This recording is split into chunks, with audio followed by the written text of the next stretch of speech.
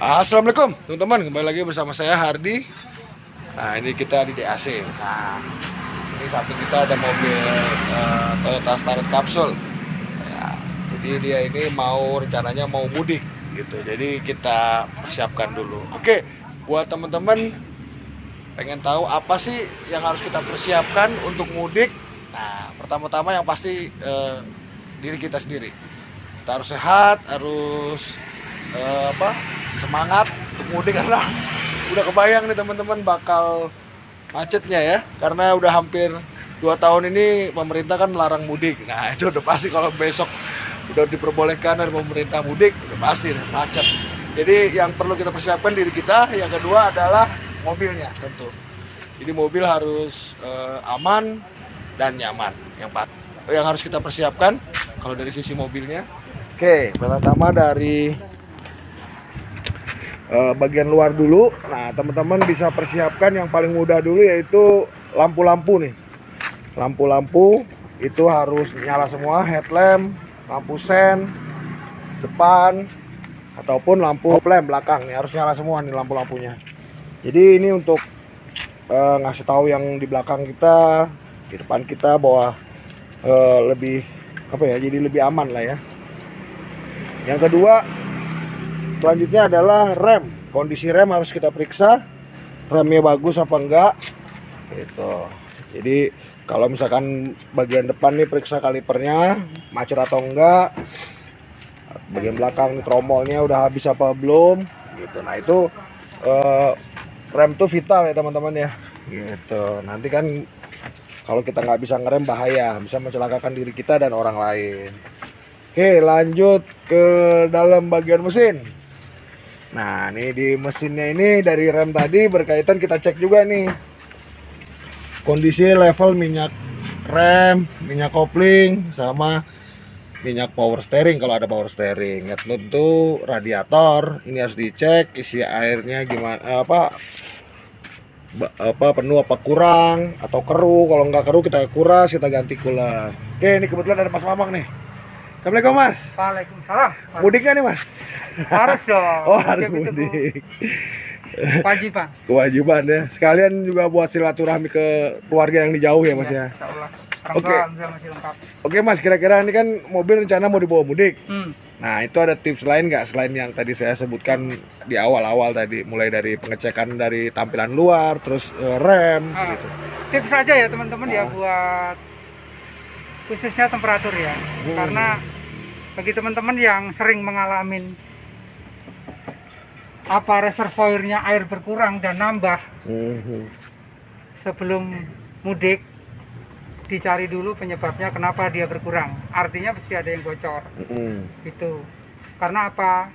Nanti kita akan menghadapi mudik yang kayaknya akan padat banget ya, karena beberapa tahun kita nggak bisa mudik. Artinya jumlah pengendara pemudik ini akan bertumpuk-tumpuk. 85 juta Mas. Nah, katanya yang mau mudik.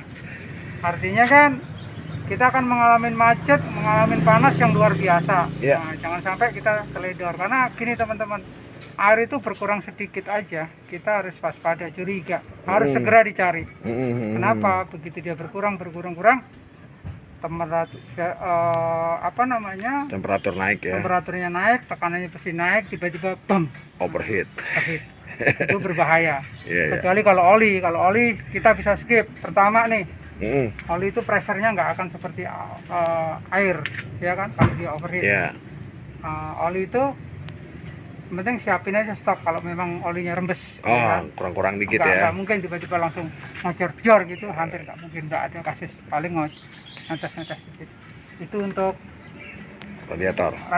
Oke. Ya, terus buat teman-teman satu lagi, siapin. Ini kan kita nggak tahu nih. Oh ya. Entah di sini relay, entah ya, kalau sekring bisa dibaca lah ya, sekring putus atau apa. Oh, untuk fan-nya ya? Iya, kita fan. Tapi begitu teman-teman ininya rusak, kita kan nggak tahu, apalagi nggak prepare ya. Iya. Nah, ini bisa membunuh si fan itu. Nah, kan repot nih. Iya. Kita nggak bisa jalan gara-gara hal-hal kayak gini gitu kan. Nah, untuk antisipasinya teman-teman selalu di toolkit dipersiapkan ya, isolasi, kabel, Ya kan, gunting, ya hal-hal kayak gitu, obeng, kunci-kunci standar lah ya, 8, 10, 12 gitu. Nah, nanti kalau ada apa-apa anggaplah sistemnya ini bermasalah, teman-teman bisa bypass di sini. Oh, langsung ya. Kita kupas. Oh, dikupas langsungin aja ke aki. Oke. Nah, kebalik enggak apa-apa. Kalau kebalik itu arah nanti kipasnya putaran juga. motornya aja kebalik. Ya intinya itu hembusan angin harus ke belakang. Semua ke belakang, baik sini walaupun masih di depan harus ke belakang. Itu untuk artinya dia akan tetap nyala terus, nggak apa-apa untuk temporary, nggak akan secepat itu dia akan rusak. Masih bisa bertahan karena saya dulu juga punya pengalaman gitu beberapa tahun yang lalu. Iya. Nah, itu artinya kita bisa sampai pulang kampung, nanti anggaplah sampai kampung atau sampai mana kita nyari spare part-nya ada baru dipasangin. Itu. Nah, terus kedua masalah kopling. Ini sering banget teman-teman atau customer saya temuin di sini itu nyeplos ya. Minta kopling ini nih. Coba dong tolong dicek ya, walaupun kita kopling selama ini nggak ada masalah, ini dibuka. Oh, karetnya ya. Nah, kalau dibuka dia ngocor minyak kopling, jangan ganti sealnya. Oh, oke. Ganti 1 unit. Oh. Karena apa? Memang kita beli seal itu murah. Iya. Ya kan? Tapi kalau housingnya itu udah aus, umurnya juga nggak akan lama. Nah, ini kan vital, hubungannya sama jalan, sama seperti mesin mati. Iya, susah ya kan? dia. Susah, pernah kejadian susah. Sama, ini kemarin juga gitu. Kesini juga nggak ada masalah gitu kan. Tapi begitu kita buka, langsung cepret. Iya. Nah, minyaknya keluar, udah pulang. Berarti udah bocor sealnya ya. Nah, nanti itu bikin penyakit. Oke. Itu sih. Terus lain-lain apa ya? Oh, itu bensin kali Mas, filter bensin juga harus dicek ya. Kalau filter bensin sih nggak akan mungkin tiba-tiba ngeplak ya. Oh iya. Oh ini nih yang nah ngeri-ngeri sedap nih. CDI. Nah, terutama yang nggak pakai ori hati-hati. Oh iya. Kalau ori kan relatif awet ya. CDI ini yang sebelum berangkat periksa pulser, ketahuan secara fisik ketahuan. Ya. Nah, pulser kalau igniter nggak bisa ya. Igniter coil itu nggak bisa dilihat secara visual, nggak bisa sama kondensor. Cuman paling aman mending punya segelondong gini sih. Kita bengkel, saya kalau jalan jauh ya, lihat mobilnya teman-teman kesana kemari itu dengan kondisi gitu, wow gitu kan. Nah, kita bengkel yang udah mempersiapkan aja tetap aja nggak pede kalau jalan saya bawa segelondong, padahal ya nggak apa-apa gitu. Ada terlalu paranoid aja. Iya tuh. Itu aja. Minyak power steering tadi udah ya? Minyak power steering siapin, minyak rem ya, terus kondisi aki ya juga. Nah, ada kondisinya minyaknya airnya harus airnya harus penuh. Oke. Gitu aja teman-teman ya, itu yang gampang. Kalau yang punya platina aman, teman-teman tinggal bawa platinanya aja. Nggak perlu repot. Ini sebenarnya juga gampang sih.